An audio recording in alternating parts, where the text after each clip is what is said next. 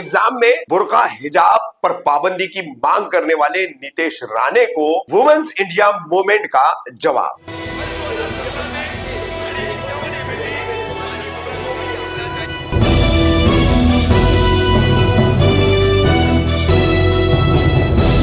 रफीक कामदार हिंदुस्तानी reporter में आपका स्वागत है। कुछ ही दिन में होने वाले 12वीं और उसके बाद 10वीं के बोर्ड एग्जाम में मुस्लिम छात्राओं को दी गई बुर्का हिजाब पहनने की सहूलियत को खत्म करने की या उस पर पाबंदी लगाने की मांग बीजेपी के मंत्री नीतीश राणे ने की। आपने खबर देखी, राजनीतिक तौर पर उस पर जो प्रतिक्रियाएं आ रही है, जो बातें हो रही है, वो भी आपके सामने आ रही है। 31 जनवरी को कौसा स्थित social democratic party of India यानी एसडीपीआई के कार्यालय में एक पत्रकार परिषद ली गई। इस पत्रकार परिषद को संबोधित किया एसडीपीआई से जुड़े हुए महिलाओं के संगठन वुमेन्स मूवमेंट ऑफ इंडिया की पदाधिकारियों ने।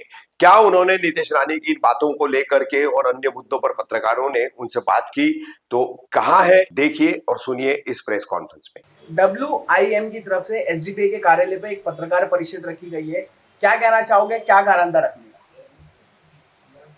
मैं WIM से वुमेन इंडिया मूवमेंट से महाराष्ट्र प्रेसिडेंट शुभुक्ता शेख यहाँ पे प्रेस कॉन्फ्रेंस रखने का मकसद ये है कि जो अभी नीतीश राणे का बयान आया है, जो नीतीश राणे हर 2 महीने 4 महीने पे अपना एक नया बयान मुसलमानों के खिलाफ निकालते हैं, जो आज बयान ये आया है उनकी ताज़ा बात ये है कि वो अब इतने दिन से मस्जिद और मस्जिद के अंदर घुस के मारने की बात करते थे, अब वो आ गए हैं लड़कियों पे नकाब के ऊपर, नकाब के लड़कियां नकाब पहन के एग्जाम नहीं दे सकती, SSC की और 12th की बच्चियां।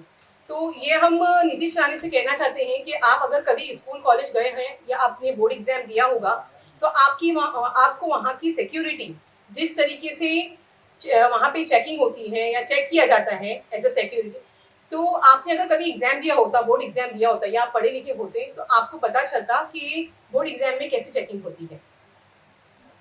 और दूसरी बात ये है कि मुसलमान की लड़कियां सिर्फ बुर्का पहन के आप ये इल्जाम लगा के बुर्के के ऊपर आपने उंगलियां उठाई निकालने के लिए एक आपकी साजिश है, जो आपकी ये आप अपनी नफरत को इस देश में फैलाना चाह रहे हैं, इस देश के माहौल को खराब करना चाह रहे हैं। तो ये हम आपकी जो है, ये जो बीजेपी सरकार में बैठे हुए हैं, ये सेक्युलर के नाम पे, सेक्युलरिज्म के नाम पे जो नेता बैठे हैं, ये इनको हम बताना चाहते हैं कि एसडीपीआई के होते हुए ये मनुस्मृति की सोच रखने वाले को हम आगे बढ़ने नहीं देंगे। इनकी मनुस्मृति कभी नहीं चलेगी जब तक कि एसडीपीआई और एसडीपीआई की फीमेल विंग यहाँ पे मौजूद है। तो आप लोगों ने कुछ लीगल प्रोसेस वगैरह कुछ किया था क्या? जी, अभी हम इंशाल्लाह लीगल प्रोसेस भी करेंगे। सबसे पहले हमने ये संडे, जो अभी हमारा संडे आने वाला है 2 फेब को 7 बजे हमारा मार्च स्टार्ट होगा दारुल फराज से लेकर, और जो खत्म होगा अम्बेडकर चौक पे, शामपुरा पुलिस स्टेशन के पास शाम में। तो वहाँ पे हमारा ये होगा। उसके बाद हम FIR भी करेंगे और हम एजुकेशन डिपार्टमेंट में और एजुकेशन मिनिस्टर के पास भी जाके हम अपना मेमोरेंडम देंगे। मैडम, क्या लगता है आपको, नीतीश राणे हो या फिर रामगिरी महाराज हो या फिर इस तरह के जो दूसरे नफरती भाषण देने वाले, ये भाषण दे देते हैं, पेट्रोल डाल लेते हैं, उसके बाद पूरा मुस्लिम समाज, चाहे वो मुस्लिम नेता हो, मुस्लिम एक्टिविस्ट हो या कह लीजिए मुस्लिम तंजीमें हो, वो पूरी तरह से एक उनके डाले हुए पेट्रोल में भड़क जाती है और ये बैठ के मजा लेते हैं। आप अभी कह रहे हैं कि प्रोटेस्ट करेंगे आप, उसके बाद में आप FIR करेंगे, तो इससे असर क्या होगा? उनके नफरती बयान तो रुकने वाले हैं नहीं, तो क्या ठोस क्या कदम उठाना चाहिए? इनके पास जो है ना, डेवलपमेंट को लेकर ये इनके पास कुछ है नहीं बोलने के लिए। ये उन्होंने आज तक डेवलपमेंट के नाम पे कुछ किया नहीं है। तो हर कुछ महीने के बाद ये ऐसे सब मुद्दे निकालते हैं ताकि मुसलमान जो है उनका दिमाग जो है दूसरी तरफ डाइवर्ट हो जाए और वो जो है डेवलपमेंट की मुद्दे की बात कोई ना करें इनसे, इनका नाकामी इनको कोई ना दिखाए। इसकी वजह से ये हमेशा ऐसी कोई बात लेकर आते हैं, हमेशा अपनी नाकामियां छुपाने के लिए। नीतीश राणे की जो फादर है नारायण राणे, ये जो है मुसलमान की इफ्तार पार्टी में जाते थे, उनके साथ मिलते जुलते या जो भी थे। आज मुसलमान के वोट बैंक से वो यहाँ तक के पहुंचे हैं बीजेपी में, और बीजेपी में पहुंचने के बाद ये आए दिन ऐसी नफरत की आग जो है हर कुछ महीने के बाद निकालते हैं। तो ये ऐसे जो सेक्युलर बनते हैं नेता, इनको इनकी पोस्ट से डिसमिस करना चाहिए, जो सेक्युलर का नाम तक ही नहीं जानते। पहले तो विधायक थे, अभी तो मंत्री बन चुके। जी, तो मंत्री बने कि मुख्यमंत्री बने? जब आपको कॉन्स्टिट्यूशन मालूम ही नहीं है, जब आपको कॉन्स्टिट्यूशन चलने ही नहीं आता, जो कॉन्स्टिट्यूशन को मानता नहीं है, तो हम उससे क्यों अपना नेता माने? हम ऐसे नेताओं को डिसमिस करने के लिए अपील करते हैं। और नीतीश राणे, ये महाराष्ट्र नीतीश राणे की जागीर नहीं है, या एक नीतीश राणे के चलाने से ही महाराष्ट्र नहीं चलेगा। और ये इंडिया, हमारा महाराष्ट्र इंडिया, ये इनके बाप की जागीर नहीं है। हम मुसलमान हैं, हमें यहाँ पे पूरी अपनी तरीके से अपने रिलीजन में जीने का पूरा हक है, और हम वैसे ही जिएंगे, क्योंकि हम कॉन्स्टिट्यूशन को फॉलो करते हुए अपना काम करते हैं। इनकी तरह पुलिस सांड की जैसा किसी को भी मारने नहीं घुस जाते। नीतीश राणे लगातार विवादित बयान दे रहे हैं और हुकूमत की खामोशी को लेकर क्या कहें? हुकूमत जो खामोश है, नीतीश राणे हो या रामगिरी महाराज हो, ऐसे लोगों की स्टेटमेंट में हुकूमत इसीलिए खामोश रहती है कि वो हुकूमत यही चाहती है, वो खुद इस कंट्री को जो है हिंदू राष्ट्र की तरफ लेकर जा रही है, वो खुद मनुस्मृति को लाने की कोशिशें, साजिशें लगातार कर रही है। इसीलिए वो ऐसे हेट मॉन्गर्स को, ऐसे हेट स्पीकर्स को बढ़ावा देते हैं और उनके खिलाफ एक्शन नहीं लेते। यही हम बताना चाह रहे हैं कि हम वुमेन इंडिया मूवमेंट की wing, social democratic party of India की हम विंग है, वुमेन इंडिया मूवमेंट और social democratic party of India. हम लोग कभी भी इस सरकार को मनुस्मृति को लागू करने में कामयाब नहीं होने देंगे। वो जब जब आगे बढ़ेंगे, हम उनसे आगे बढ़कर उनके कदमों को पीछे हटाएंगे।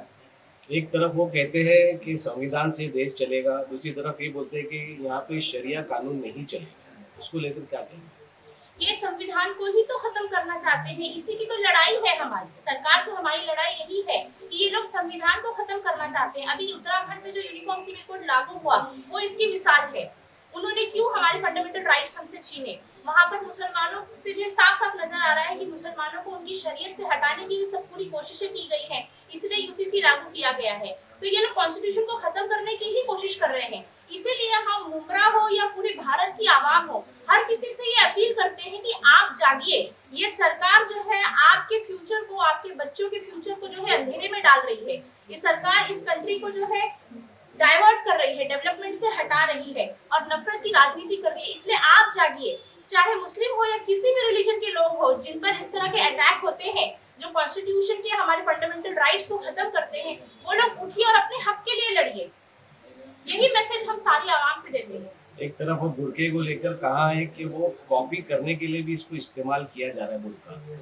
उन्हें ये पता ही नहीं है, सिक्योरिटी ऑलरेडी टाइट होती है, हर लेडीज स्टाफ मौजूद होता है, लेडीज स्टाफ मौजूद होता है, वो बुर्के मौजूद होता है, वो लोग चेकिंग कर सकते हैं, हर तरह की चेकिंग की जा सकती है। इसके लिए बुर्का उतारने की जरूरत नहीं है। जब सिखों से उनके टर्बन्स को नहीं उतारा जाता, बाकी मजहब के लोगों से उनके रिलीजियस ऑर्नामेंट्स को नहीं उतारा जाता, तो मुसलमानों से ही बुर्का उतारने के लिए क्यों कहते हैं? कहीं ना कहीं बुर्के का जो गलत इस्तेमाल हो रहा है, क्योंकि कई वीडियो सोशल मीडिया पर वायरल हुए जिसमें आपने देखा होगा, गवंडी से भी कुछ वीडियो आए, भिवंडी से भी आए। कुछ लॉजेस में हम देख रहे हैं कि कुछ लड़कियां हैं जो मुस्लिम युवतियां गैर मुस्लिम लड़कों के साथ नजर आ रही हैं। तो इसको देखकर भी शायद उनकी हिम्मतें बढ़ रही हैं। तो इसको लेकर क्या रोकथाम की जाए, किस तरह से इस पे काबू पाया जाए? आपको कैसे पता है कि वो जो नकाब में आपने लॉजेस में लड़कियां देखी वो मुसलमान ही हैं? आपको, अगर मैं यहाँ पर किसी नॉन मुस्लिम को एक बुर्का लगा के यहाँ खड़ी कर दूं, तो आप क्या समझेंगे? आप यही समझेंगे कि वो एक मुसलमान लड़की है, क्योंकि हमारी कम्युनिटी को बदनाम करने की ये साजिश है। वो तो है ही मैडम, हमारा कहना है कि कहीं ना कहीं गलत इस्तेमाल भी इसका हो रहा है, और कुछ लोग अगर उसको रोकने की कोशिश, हो रहा है, कुछ ये लोगों गलत ने उनको तरीके से रोकने, आपको दिखाया भी जा रहा है। हाँ, और क्योंकि इसमें हमको कोई इनकार नहीं करना चाहिए हमको कि ठीक है, गैर मुस्लिम लड़कियां भी हैं, लेकिन एक बड़ी तादाद मुस्लिम लड़कियों की भी शामिल है। सबसे पहली बात ये है, जब तक आप गलत देखना नहीं चाहेंगे, आपको गलत दिखाया नहीं जाएगा। अगर आप देखना चाहेंगे, आप उस पर बिलीव करेंगे, तो आपको वही दिखाया जाएगा आप जो देखना चाह रहे हैं। आप बात समझ रहे हैं? यही चीज आप मुसलमान की लड़कियों के ऊपर आप बोल रहे हैं, बुर्के के ऊपर। आपके अंदर, नीतीश राणे के अंदर इतनी हिम्मत है, किसी एक सिख के सर से पगड़ी उतार के दिखाइए, एक सिख के सर से पगड़ी उतार के उसका चेक करिए। तो एग्जैक्टली यही बात हम भी कहना चाह रहे हैं कि उन्होंने अपने आप को इतना मजबूत बनाया है। काफी कम परसेंटेज उनका हिंदुस्तान की आबादी में, लेकिन उन्होंने खुद को इतना मजबूत बनाया कि वो चाकू लेके चल सकते हैं, वो पगड़ी बांधते हैं, तिरपाल रखते हैं, हर चीज वो रखते हैं। सब हमारी जो हमारी लीडरशिप में ये, जो हमारे सेक्युलर नेता जो घूम घूम के हमारे वोट लेते हैं, जो हमको वोटिंग के टाइम पे बेवकूफ बना के, हमें इमोशनल ब्लैकमेल करके हमारे वोट्स लेकर अपनी राजगद्दी पे, अपनी घर की एसी में, अच्छी बड़ी भारी गाड़ियों में घूमते हैं, ये उनकी जिम्मेदारी बनती है। ये हमारा काम नहीं है, ये जो आम जनता का काम नहीं है, ये उनका काम है रोकथाम लगाने का, हमारा काम नहीं है ये। लेकिन ऐसे नफरती लोग, जो ऐसे सेल्फिश लोगों के लिए एसडीपीआई और वुमेन इंडिया मूवमेंट मौजूद है। हम इसके खिलाफ हमेशा आवाज उठाएंगे और उठाते रहेंगे। 2 तारीख को आप लोग का मार्च रहेगा। मुमरा के लोगों से, स्थानिक लोगों से क्या अपील करना चाहोगे? हम मुमरा के लोगों से, मुमरा की नकाब वाली, स्पेशली मैं जो खवातीन नकाब, हिजाब और नकाब दोनों महिलाओं से, यंगस्टर से, बूढ़ी जो चल सकती है, जो जिसके अंदर जरा भी चलने की ताकत है, वो आइए हमारे इस प्रोटेस्ट में शामिल होइए।